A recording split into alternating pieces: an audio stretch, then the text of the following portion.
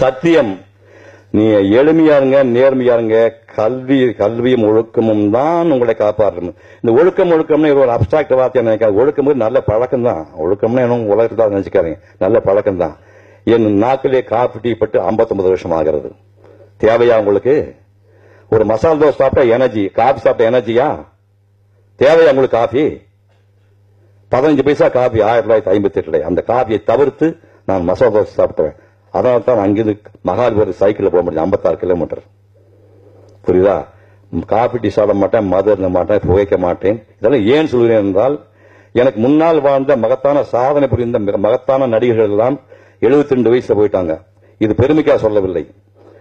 மகத்தான சாதனை புரிந்தவர்கள் எல்லாம் 72 வயசுல போயிட்டாங்க, 73 வயசுல. உலக புகழ்பெற்ற நடிகர்கள் எல்லாம் 72, 73 போயிட்டாங்க. நான் 75 வயசுல நிற்கின்றேன். 70 வயசுல மகாபாரதம் பேசினேன். இது எதுக்காக சொல்லணும்னா, மகாபாரதம் பெரிய காவியம். அது 2 மணி நேரம் மகாபாரதத்தை 4 வருஷம் ஆராய்ச்சி பண்ணி 2 மணி நேரம் பேப்பர் ரெஃபரன்ஸ் இல்லாம ஒரு சொட்டு தண்ணி குடிக்காம உங்களமா இளைஞர் 5000 பேர் ஒரே ஸ்டேஜ் 2 மணி நேரம் பேசினா அது காரணம் அந்த ஒழுக்கம், உடம்பை பேணுதல். நீங்க உடனே பார்த்தீங்கன்னா மொத்த பொதுவா பாக்குறீங்க. ஏன்னா சின்ன பிள்ளைங்களுக்குலாம் அது அருமை தெரியாது. அங்கிருந்து பார்த்தா சிவகுமார் அப்படிங்கிறீங்க. சிவகுமார் இது சிவகுமார் இல்ல. நீங்க பார்க்க சிவகுமார் உடம்பு. இந்த உடம்பு இங்க அந்த பக்கம் போயிட்டு வர்றதுக்கு உயிர் வேணும். உயிர் போக இன்னைக்கு காலையில மேடையில பேச போறோம்னா அதுக்கு ஒரு சின்ன ப்ரிப்பரேஷன் வேணும் என்று சொல்வது அறிவு. அப்ப உயிர், அறிவு, உடம்பு 3 சேர்ந்ததுதான் சிவகுமார். புரியுதா உங்களுக்கு? இந்த உயிருக்கு வயதாவதில்லை. உயிர் எப்பவுமே வாழணும்னு ஆசைப்படும். எந்த மனுஷன் சாகணும்னு ஆசைப்படுறான். கல்யாணம் சொல்றாங்க, தாத்தான்னு சொன்னா கோவம். இந்த மாதிரி பிரச்சனை தான் டை அடிச்சுட்ட. புரிஞ்சுட்டீங்களா? புரிஞ்சுங்க ரகசியம் என்னன்னு. எந்த பயில நம்ம தாத்தான்னு கூப்பிட்ட ஏன் போய் பேத்திகளை கூப்பிடல, அதுக்கு ரைட்ஸ் இருக்குது. பாக்கில தாத்தா அனுமதிக்க மாட்டான். நீங்க கல்யாணத்தை நடந்து டை அடிச்சுக்கிட்டா தாத்தா ஐயான்னு கூப்பிடுவாங்க. அடிப்படை உயிருக்கு வயதாகவில்லை, அறிவுக்கு வயதாகவில்லை. கூட்டிட்டு போகுது உடம்புக்கு வயதாகிறது. அவர் மூட்டு வலினாரு, அதெல்லாம் எனக்கு வராது. எனக்கு காலையில் 4:30 மணிக்கு எழுந்து 1 மணி நேரம் வாக்கிங் போயிட்டு வந்திருக்கேன். யோகா 56 வருஷமா பண்ணிட்டு இருக்கேன். 38 ஆசனம் பண்ணேன். இப்ப குறைச்சிட்டு 8-10 ஆசனம் பண்ணிட்டு இருக்கேன். இந்த உடம்பு தான் உங்கள் அடையாளம். எங்க உட்கார்ந்து யாரையும் சொல்றேன், இந்த முகம், இந்த கண்காது, இந்த மூக்கு, இந்த உடம்பு தான் உங்க அடையாளம். இதை வைத்துத்தான் எதை வேண்டுமானாலும் செய்யணும். இந்த உடம்பு தான். இதை அல்லாமல் நீ எதுவுமே செய்ய முடியாது. இந்த உடம்பை நீ பாதுகாக்கவில்லை என்றால் நீ ஆசைப்படுவ. கண்ணதாசன் சொன்னார், 80 வருஷம் வாழ ஆசைப்பட்டேன், இறைவன் ஆயுளை குறைத்து விட்டான்னு. இறைவன் ஆயுளை குடிக்கல. நீங்க குடித்த மதுவும் நீங்க குடித்த விளையாட்டு புகையும் தான் உங்க ஆயுளை குறைத்து விட்டது. அதாவது நல்ல ஞாபகம் வச்சுங்க, புகையும் மது தவிருங்கள்.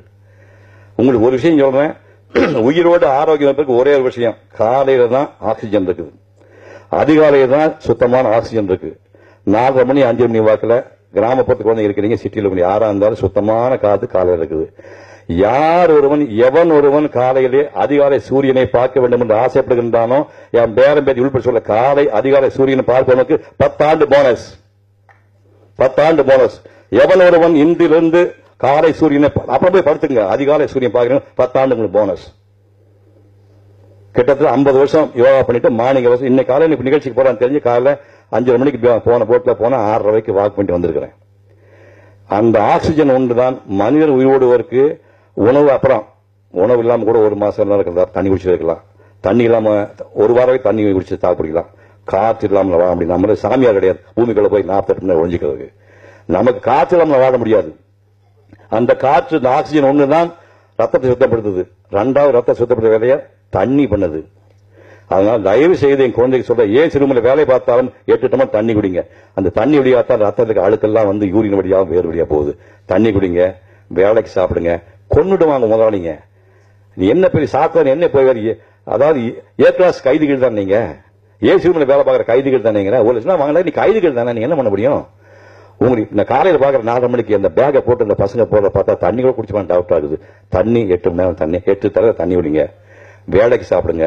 அம்மா மேல கோவம், அப்பா மேல யாரும் கோவம், வீட்டை விட்டு வெளியே போகும்போது வெறு வயிற்றோடு போகாதீர்கள். முந்தின நாள் பழைய சாதம் கை எடுத்து போடுங்க. இன்னைக்கு காலம் நான் சாப்பிட்டு வந்தேன். ஒரு கை பழைய சாதம், 1 டம்ளர் மோர் போட்டு அடிச்சு கொஞ்சம் உப்பு போட்டு, எவ்வளவு கோவம் தான் சரி, ஒரு சின்ன வெங்காயம் 2. இதை விட எளிமை எப்படியே உடம்பு கிடைக்கும்? இதை விட எளிமை எப்படி சாப்பிட முடியும்? ஒரு கை சோறு, பழைய சோறு, 1 டம்ளர் பழைய மோர், புளிச்சு போனா பரவாயில்ல, ஒரு 2 சின்ன வெங்காயம் போட்டு சாப்பிட்டீங்கன்னா உனக்கு அல்சர் வராது, பிரச்சனை வராது. இதை நான் இன்னும் சாப்பிட்டு கொண்டிருக்கின்றேன். இந்த 50 வருஷ வாழ்க்கையில நான் வெறு வயிற்றோடு இந்த என் வீட்டை விட்டு போனே கிடையாது. அப்ப 4 மணிக்கு இருந்து போனேன். என் சம்சாரம் பரிதாபத்துக்கு ஒரு பெண்மணி இல்லையா, 4 மணிக்கு டிஃபன் சாப்பிட்டு போவேன். அப்ப அந்த அம்மா எத்தனை மணி எழுந்திருக்கணும்? பேச முடியாது. கொத்தடிமைகளாவே நம்ம பொம்பளைக்கு வச்சிருக்கோம், கொத்தடிமையாவே பெண்களை வச்சிருக்கோம் நம்ம. அப்படி போனா நிக்க முடியுது. சோ காலையில் எழுந்தோடனே நீங்க 1 மணி நேரம் வாக்கிங் போங்க. ட்ரெட்மில் எல்லாம் வழியெல்லாம் பண்ணுங்க, ஆக்சிஜன் கிடைக்காது. சும்மா ஒரு வரியில பண்றதுதான். சுத்தமான காற்று வேணும். 8 லெமன் தண்ணி குடிங்க. வேலைக்கு சாப்பிடுங்கள். 8 மணி நேரம் தூங்குங்கள். இதை மட்டும் தொடர்ந்து செய்தால் இந்த கல்வியும் இந்த ஒழுக்கமும் தான் உங்களை உலகத்திலே உச்சத்தில் கொண்டு போய் நிறுத்தும் என்று சொல்லி வாய்ப்புக்கு நன்றி கூறி விடைபெறுகிறேன். அதே மாதிரி யாதவ் ஊரே பெங்களூர் போயிருந்தப்ப ரொம்ப பொறாமையா இருந்துச்சு. ஹைவே தாண்டி போனோம்னா எங்கேயுமே பிளாஸ்டிக்கே இல்லைங்க ரோட்ல. நம்ம ஊர்ல ஊருக்குள்ளேயும் சரி ஊருக்கு வெளியிலயும் சரி ஆளே இல்லாத இடத்துலயும் சரி பிளாஸ்டிக் இருக்கு. Plastic paper plastic paper plastic paper அது நெஞ்சு வலிக்கிற அளவுக்கு இருக்கு. அது எப்படி மத்த ஊர்ல எல்லாம் இல்ல? பக்கத்துல இருக்கிற கேரளால இல்ல, கர்நாடகால இல்ல, ஏன் நம்ம ஊர்ல அவ்வளவு பிளாஸ்டிக் இருக்குங்கிறது ரொம்ப வலியா இருந்துச்சு. அகரம் உள்ள வரும்போது சாக்கு துணியில அகரம் ஃபவுண்டேஷன் எழுதியிருந்தாங்க. நாங்க தியேட்டர்லயும் இதை ட்ரை பண்றோம். நன்றி, thank you. Can I use the toilet அப்படின்னு கேக்குறத விட can I use the loo அப்படின்னு கேக்குறதா ஜாஸ்தி.